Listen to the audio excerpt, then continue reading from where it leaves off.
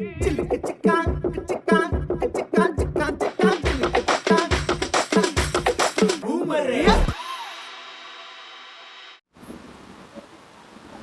உங்கள் அன்பு நண்பன் விஜய் பிளாக்கி. இப்போ வந்து பார்த்தீங்கன்னா சுட சுட ஒரு நியூஸோட தான் வந்திருக்கேன். யாரை பற்றியும் தெரியுமா? நம்ம தளபதி அப்படின்னு நினைப்பீங்க.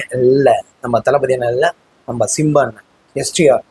அவரை வந்து 48 படத்தை வந்து நம்ம ஷூட்டிங் எடுத்துகிட்டு இருக்கும்போது நிறைய பிரச்சனைகள் தடைகள் வந்தது. அதை மீறியும் அவருக்கு சில பிரச்சனைகள் சம்திங் இருந்தது. அதெல்லாம் விட்டு இப்போது தக் லைஃப் படம் நம்ம கமலஹாசன் அவரை பேட்டியை சொல்லியிருப்பார்.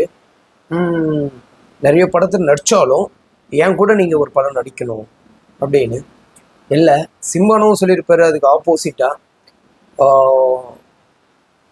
நிறைய படம் நீங்கள் நடிக்கணும், அதில் ஏதாவது ஒரு படம் உங்கள் கூட நான் நடிக்கணும் அப்படின்னு சொல்லிட்டு சொல்லியிருப்பாரு. அதுபோல் யாருப்பட்ட கண்ணுன்னு தெரியல, யாருப்பட்ட நேரமும் தெரியல. சில நேரத்தில் கடவுளாக பார்த்து ஒரு சின்ன கிஃப்ட் கொடுப்பாரு. பெரிய ப்ராஜெக்டில் கமலஹாசனை கூட நம்ம எஸ்டிஆர் ஆத்மன் அவர் வந்து கமலஹாசனை கூட நடிக்கிறாரு தக் லைஃப் படத்தில். தக் லைஃப் படம் சில நாட்களில் வந்து போஸ்டர் ரிலீஸ் ஆகிடுச்சு, எஸ்டிஆருடைய போஸ்டர். அப்போ வந்து வைரலாக போயிட்டு இருந்தது. இப்போ வந்து பார்த்தீங்கன்னா நிறைய ப்ராப்ளம், ரெக்கார்டு கொடுக்குறேன்னு சொல்லிட்டு சில பிரச்சனைகள் 2 டேஸ்க்கு அப்புறம் நிறைய பிரச்சனைகள் போயிருந்தது எஸ்டிஆருக்கு. நாடா இது ரசிகர்களுக்கு எல்லாருக்குமே வந்து சிம்போட ரசிகர்களுக்கு சில பிரச்சனைகள் வந்தது. நாடா இது என் தலைவனுக்கு மட்டும் ரெக்கார்டு அந்த எதுதான் ரெக்கார்டு, அது எதுக்கு தான் கொடுக்குறாங்க? என் தலைவனுக்கு மட்டும் குறிப்பிட்டு அடிக்கிறாங்க, அது எதுக்கு தான் கொடுக்குறாங்கன்னு தெரியாமல் குழப்பத்தில் இருந்தாங்க. தலைவரை வந்து ஒரு சில பேட்டியில் சொல்லியிருந்தார் 2 டேஸ்க்கு பேக்கில். எஸ்டிஆர் அண்ணன், எனக்கும் சில பிரச்சனைகள் இருக்கும்ல, அந்த சில பிரச்சனைகள் தான் நான் வந்து வெளியே இருந்தேன், ஆனால் அந்த சில பிரச்சனைகள் எல்லாமே பேசி சால்வ் ஆயிடுச்சு அப்படின்னு சொல்லிட்டாரு. இதுக்கப்புறம் எஸ்டிஆர் வந்து பார்த்தீங்கன்னா வெந்து தண்ணீர் காடு மாநாடு போல மரணம் இட்டு அவர்கள் ரசிகர்கள் இல்லாமல் தளபதி இவங்க எல்லா ரசிகர்களுக்கும் சேர்த்து ஒரு பல ட்ரீட் கொடுக்கறதுக்கு தான் நம்ம எஸ்டிஆர் அண்ணன் வெயிட் பண்ணிட்டு இருக்காரு. நானும் வெயிட் பண்ணிட்டு இருக்கேன். நான் தீவிரமான தலை ரசிகன், ஓகேவா? அதனால எப்பவுமே வந்து ஒவ்வொரு திரைத்துறையிலையும் வந்து ஒவ்வொரு ரசிகரும் வந்து எதிர்பார்த்துட்டு இருப்பாங்க.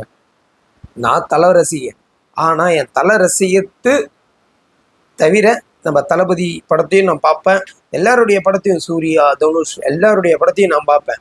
ஏன்னா அவங்கவுங்களுடைய ஆக்டிங் எப்படி இருக்குது, மூமெண்ட் எப்படி இருக்குது, என்ன ஜேர்னி, என்ன கதை அப்படின்னு நோக்கி தான் போவேன், ஓகேங்களா?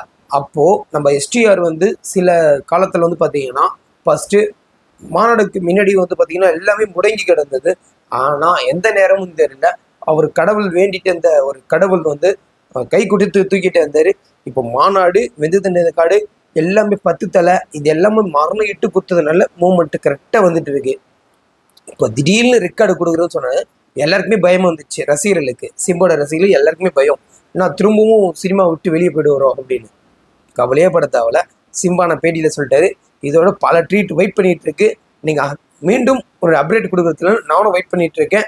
என்ன அப்டேட் கிடைக்குதுன்னு நம்ம வெயிட் பண்ணி பார்ப்போம், ஓகேங்களா? Good bye, take care. மீண்டும் உங்களுடைய அழகான ஒரு பிளாக்கி இன்னும் அழகான ஒரு சந்திக்கும் வரை குட் பை, டேக் கேர்.